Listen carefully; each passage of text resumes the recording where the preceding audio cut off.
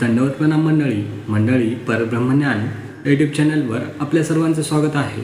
मंडळी, आज आपण जाणून घेणार आहोत स्वामींच्या पश्चात भक्तजनांचे काय झाले असावे याबद्दल सविस्तर माहिती। चला तर मग सुरू करूयात। श्री चक्रधर स्वामींच्या पश्चात श्री नागदेवाचार्य भानखेड्याच्या डोंगरात विस्मृती होऊन 6 महिने पडून राहिले, तरी इकडे रिद्धपुरी असलेल्या मंडळींना व महादाईसेला याची कल्पना नव्हती। एके दिवशी महादाईसा श्री गोविंद प्रभूंजवळ जाऊन म्हणाली, स्वामी श्री चक्रधर आम्हा सोडून गेले आणि नागदेवही दिसत नाही। तेव्हा श्री प्रभू म्हणाले, ते भानखेड्याला आहेत, तेथे जा। मग श्री गोविंद प्रभूंच्या सांगण्यावरून महादाईसा भानखेड्यास गेली। गावात तिने शोध घेतला, परंतु तिला नागदेव कोठेही दिसले नाहीत। मग त्या गावचा शिवार शोधावा म्हणून ती शिवार शोधत चालली, तेव्हा तिला एक डोंगर दिसला। तेथे गुराखी मुले होती। तेथे जाऊन त्यांना विचारले, तुम्हाला येथे कोणी वेडा पिसा दिसला का? मुलांनी उत्तर दिले, हो आई, येथे बरेच दिवसापासून एक मनुष्य पडलेला आहे। आम्ही दररोज गवताचा रस काढून त्याच्या तोंडात घालत असतो। येथून तो थोड्याच अंतरावर आहे, तेथे जा, असे सांगून त्या मुलांनी अंगुले निर्देश करून दाखविले। त्यांनी दाखविलेल्या दिशेकडे महादाईसा गेली। तिला थोड्याच अंतरावर श्री आचार्य संभ्रम अवस्थेत पडलेले दिसले। त्यावेळी नागदेवांना 10वी अवस्था प्राप्त झाली होती। अंगावर वाळ्याने मातीचे टेक केले होते। इतकी ही अवस्था झाली तरी त्यांना काळ नेण्यास आला नव्हता, कारण नागदेवाचार्यांना समाजाचा पुढारी करून ज्ञानपंथ चालवावयाचा होता। त्यांच्या तोंडून स्वामींचे लीळाचरित्र अभागी जीवांना ऐकवायचे होते। रहस्यमय ज्ञानामृताचे डोस अधिकारी जीवांना पाजविण्यासाठी निमित्त करावयाचे होते। म्हणूनच की काय, त्यांच्या देहाची जीवनकळा मावळली नव्हती। त्यांच्या अंगावर मातीचे टेक चढले होते। इतकेच महादाईसाने ते सर्व झाडून काढले। गवताचा रस काढून त्यांच्या तोंडी घातला।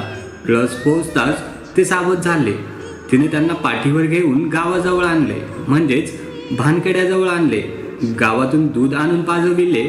दूध पाजविल्यानंतर त्यांना पूर्वीपेक्षा अधिक सावधपणा आला आणि शक्तीही आली। मग महादाईसा श्री आचार्यांना म्हणाली, आपण सर्वज्ञांच्या भेटीला जाऊया। स्वामी कोठे आहेत? असे नागदेवांनी महादाईसेला विचारले। महादाईसा म्हणाली, हे नवे रिद्धपुरी श्री प्रभू सर्वज्ञ असती तुम्हाला बोलविण्यासाठी मला पाठविले आहे।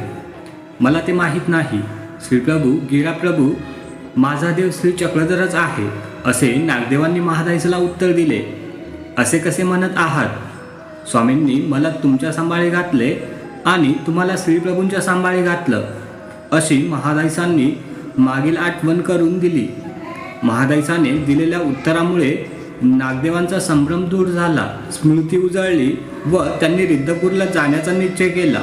ते निमूटपणे रिद्धपूरची वाट चालू लागले। त्यांच्या अंतःकरणात एकच ध्यास होता की आपणास श्री चक्रधर भेटावे। वाटेने भटकलेल्या लोकांना अथवा गावातून भिक्षा मागते वेळी श्री चक्रधर द्या, असे नागदेवाचार्य म्हणत असत। त्यावेळेस लोक त्यांच्याकडे आश्चर्याने पाहत असत। तेव्हा श्री चक्रधराविना नागदेव वेडापिसा झाला आहे, असे महादाईसा लोकांना सांगत असे। अशा प्रकारे स्वामींविना दुःखी कष्टी झालेले हे 2 प्राणी मुक्काम करीत करीत रिद्धपुरास आले। त्यावेळी मठात श्री गोविंद प्रभू नव्हते। ती वेळ सकाळची होती। श्री गोविंद प्रभू 5 पिंपळांकडे गेले होते। तेथे जाऊन त्या दोघांनी त्यांची भेट घेतली। तेव्हा श्री गोविंद प्रभू विनोदाने म्हणाले की तुम्ही जा, हे तुमचे देव नाहीत। असे म्हणताच त्या दोघांना थोर दुःख झाले। त्यांचे दुःखाश्रू दाटलेले पाहून श्रीप्रभूंनी त्यांची समजूत घातली। मग श्रीप्रभूंनी त्यांना आपल्या जवळच राहण्यास सांगितले। तेव्हापासून श्री नागदेवाचार्य आपल्या भक्तजनांसहित श्री गोविंद प्रभूंच्या सानिध्यात राहू लागले। दंडवत प्रणाम।